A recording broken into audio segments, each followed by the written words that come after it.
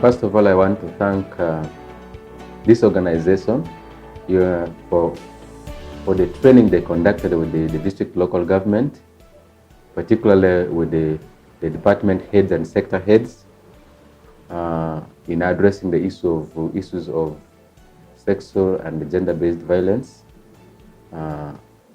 in our systems. When we attended this workshop, we learned very many things. First of all, you realize that our traditional budgeting processes did not cater for specific intervention to do with the gender-based violence. It has been the role of civil society organizations, NGOs, and development partners who advocate for this. But when this training was conducted, we were well guided that even in our budgeting processes, we can actually integrate gender-based violence issues in our budgeting and in our procurement systems. So it has positively influenced our work here. As I had introduced myself as the Senior Education Officer, I think gender-based violence has infiltrated a lot of our education department. We have been facing challenges of our women, our children, particularly girl child, being abused, not only by people who are not educated, but even members who are educated and teachers, head teachers, educational officers. They have been actually perpetrating this gender-based violence on top of what other people are doing outside of there. And we didn't know how we could manage to mitigate these challenges affecting our system. And therefore, the training by CSBAG and the mentorship they organized for Arua District local government positively impacted on our skills of integrating gender-based violence issues in our budgeting processes. So actually, I am very, very happy that we were able to have organizations like CSBAG who have come to enhance our skills. As we plan, this is actually the budgeting and the planning processes. So they came timely to help us integrate a number of these issues in our budgeting process. So it has positively impacted on our skills. After this training, which I said got us already in our budgeting process, we were developing a 5-year development plan for our district local government. And as the education department, the training enhanced our skills and competences to include issues concerning gender-based violence in our budgeting process. So the interventions we have come up with, which actually we're already articulating in our budget framework, include, among others, one, enriching our inspection and monitoring tool to include indicators that will identify cases of gender-based violence in schools or in educational institutions of learning.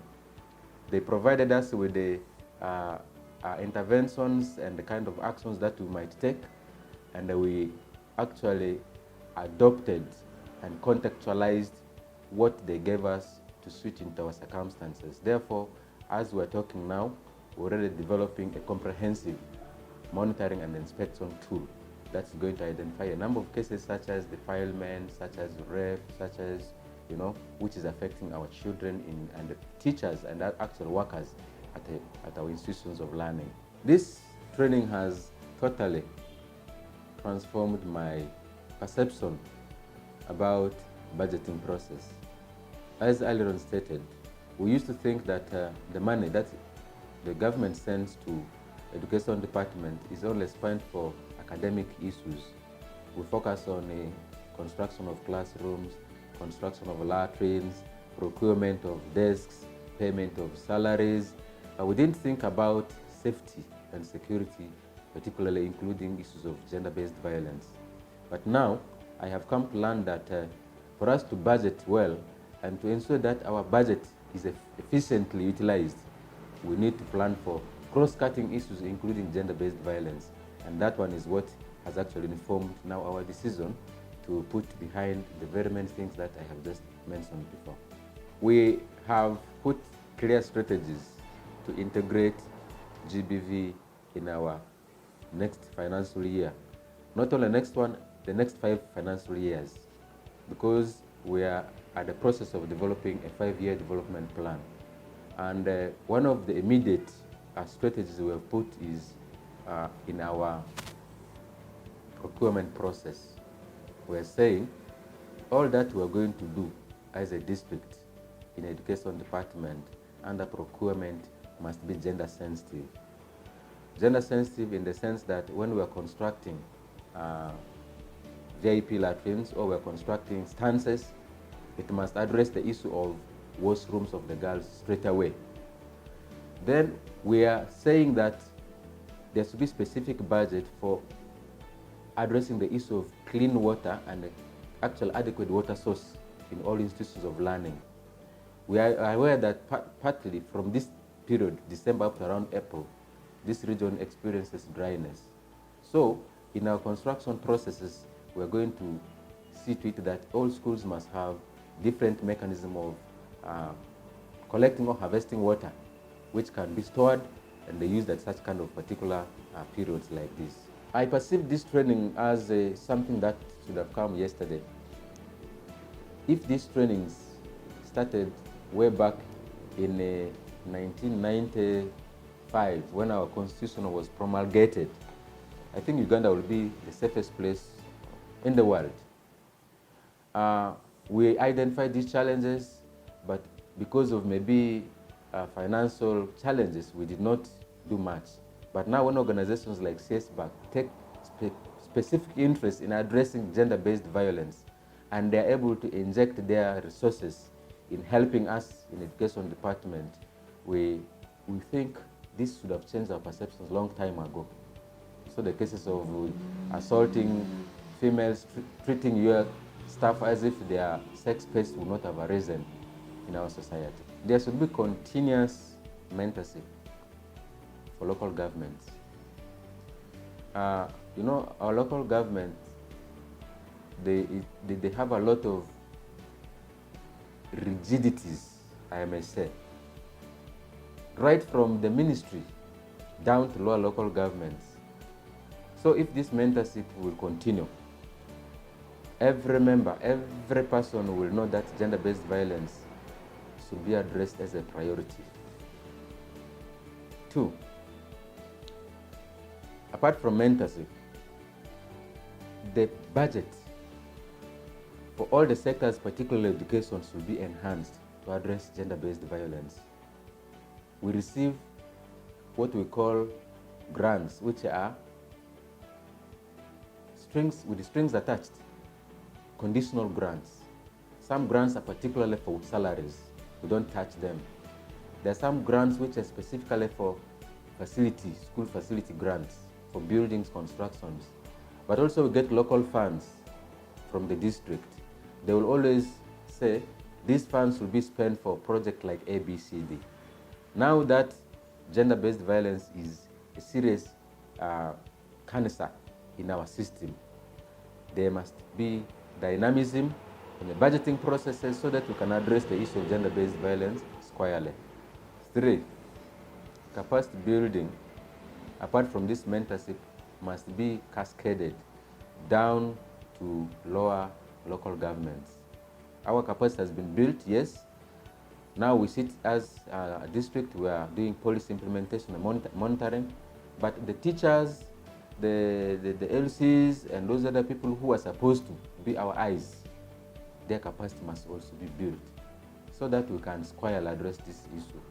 And maybe lastly, I would advocate for policy documents to be circulated widely so that people can know what their expectations. Some people are just doing things ignorantly. Also, these circulations not only be hard copy.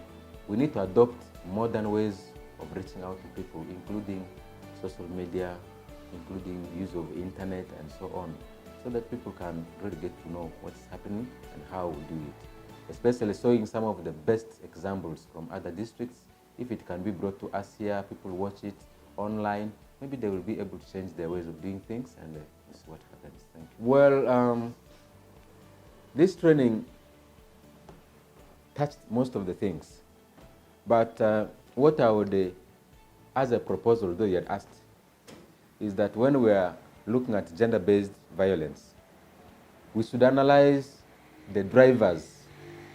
For the case of today, we are in a period of pandemic called coronavirus. And I think this was the time when gender-based violence was at its peak. Many couples have never been used to staying together. This time, because of lockdown, people were forced to stay together. Workplaces were closed.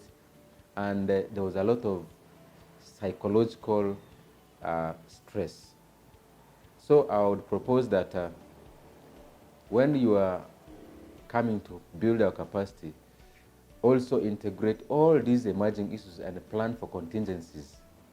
When gender-based violence will be at peak, how we can map it, how we can deal with it, and this one is going to help us from our education perspective, from a probation perspective, from the police, child protection, and so on and so forth. So when we bring these teams to work together as a program, I think it is going to help us to do many things. Otherwise, I really appreciate that we have been really built to do the work God wants us to do in this world, because He created us as human beings with dignity, both male and female.